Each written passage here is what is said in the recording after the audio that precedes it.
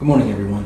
So in this video, we wanted to go into leadership identification. The use case for this would be if you're a product owner, product manager, leader of a company, and you're trying to establish a community around a given product or service. You have some sort of application that has chat capability or a forum of sorts. This is a way that you could analyze the text within that to try to identify certain designated or undesignated leadership or people of influence within that group, and then reach out to them to try to leverage them to increase the brand loyalty or product or service loyalty.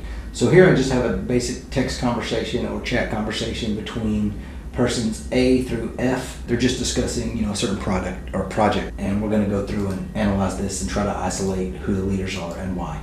So it identified person A, person B, and person C as leaders. The analysis or the rationale behind that is person A set the direction for the agenda for the group, person B provided key suggestions that influenced the group's decisions, and person C supported person B's suggestions and added additional ideas to shape the discussion. That's just one aspect or one analysis. We'll run through another one. So I have a second one, and this actually has names, and it's got people broken down in groups. So let's find out who these group leaders are.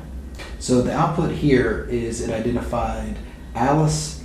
She proposed the planning meeting, delegated tasks, emphasized the importance of collaboration. Frank, who agreed with and supported Alice's suggestions, and he organized the technical group.